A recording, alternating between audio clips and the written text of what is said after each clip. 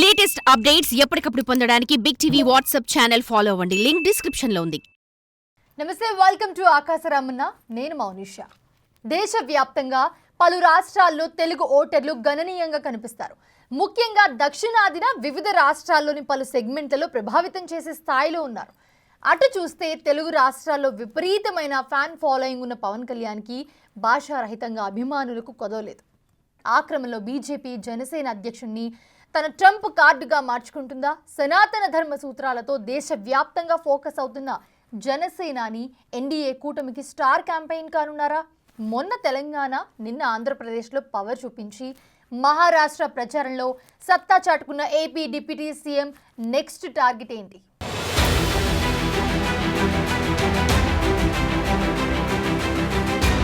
మహారాష్ట్ర ఎన్నికల్లో BJP సారథ్యంలోని Mahayuti NDA కూటమి అఖండ విజయం సాధించింది. ఈ విజయంలో జనసేనాని ఏపీ ఉప ముఖ్యమంత్రి పవన్ కళ్యాణ్ పాత్రను తప్పకుండా ఒప్పుకోవాల్సిందే. పవన్ ప్రచారం చేసిన షోలాపూర్, పూణే, లాతూర్, బల్లార్పూర్, కసబుపేట్, డేగులూర్, భోకర్ లాంటి చోట్ల అధిక స్థానంలో బీజేపీ కూటమి గెలుపొందింది. ముఖ్యంగా పవన్ కళ్యాణ్ ప్రచారం చేసిన నియోజకవర్గాల్లో అద్భుతమైన రెస్పాన్స్ లభించింది. ఆయా ప్రాంతాల్లో పవన్ సభలకు ప్రజలు స్వచ్ఛందంగా పోటెత్తారు. మరాఠా గడ్డపై తెలుగు ప్రజల సంఖ్య ఎక్కువగా ఉన్న చోట్ల పవన్ ఇమేజ్ ఏంటో మహా ఫలితాలతో వెల్లడైంది.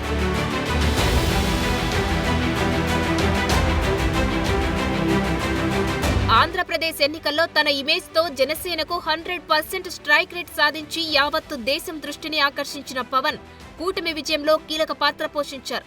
ఇప్పుడు తెలుగు రాష్ట్రాలకు అవతల పవన్ చరిష్మాపై ఎవరికైనా సందేహాలు లాంటివి ఉంటే అవన్నీ మహారాష్ట్ర ఎన్నికల ఫలితాలతో తుడిచిపెట్టుకుపోయాయి. ఇప్పుడు పవన్ కళ్యాణ్ మహారాష్ట్ర మొదలుకొని కింద ఉన్న దక్షిణాది రాష్ట్రాలలో బీజేపీకి ప్రధాన ప్రచారాస్త్రంగా మారారు.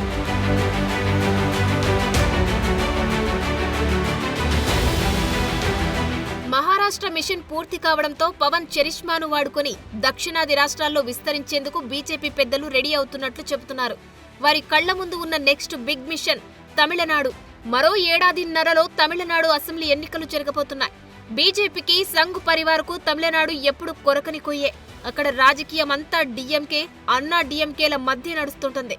అక్కడ బీజేపీ పునాదులు ఏర్పాటు చేసుకోవడానికి కూడా తమిళనాట ప్రజలు అవకాశం ఇవ్వడం లేదు.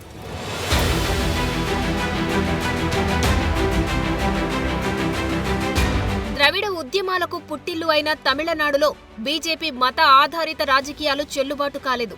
రాజకీయ దిగ్గజాలు కరుణానిధి, జయలలితల అస్తమయం తర్వాత పరిస్థితులు కొంత మారాయి.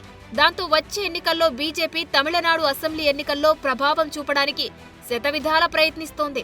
ఒకవైపు రాజకీయంగా బలంగా ఉన్న స్టాలిన్, ఉదయనిధులకు తోడు తమిళ సూపర్ స్టార్ దళపతి విజయ్ కూడా సొంత పార్టీతో రంగంలోకి దిగుతున్నారు.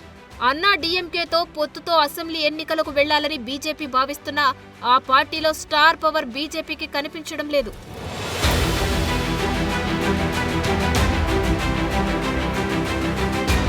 తమిళనాడు అసెంబ్లీలో 234 సీట్లు ఉన్నాయి. అక్కడ విజయానికి కావలసిన మ్యాజిక్ ఫిగర్ 118. గత ఎన్నికల్లో డీఎంకే పార్టీ సోలోగా 133 సాధించింది.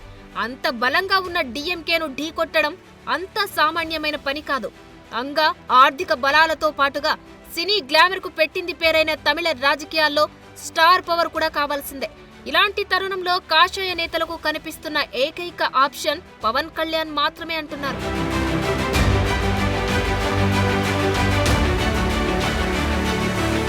పవర్ స్టార్ గా పవన్ ను తమిళులకు ప్రత్యేకంగా పరిచయం చేయాల్సిన అవసరం లేదు.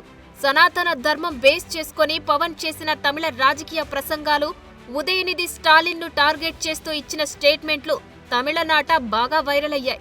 అలాగే తమిళనాడులో తెలుగు జనాభా కూడా ఎక్కువై. ఇలాంటి పరిస్థితులలో మహారాష్ట్ర ఎన్నికల్లో జనసేనాని హిట్ కొట్టడం, ఆయన్ని స్టార్ క్యాంపెయినర్ గా తమిళనాడులో దించడానికి బీజేపీ రెడీ అవుతున్నారట.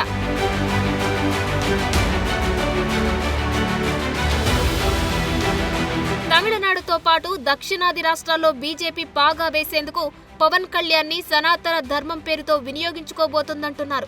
దక్షిణాదిలో 5 రాష్ట్రాలు ఉండగా ఒక ఏపీలో మాత్రమే బీజేపీ కూటమి అధికారంలో ఉంది.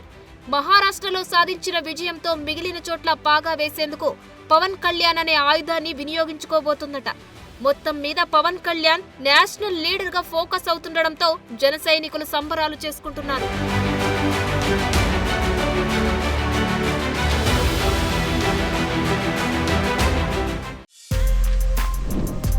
For more videos like this, subscribe Big TV channel.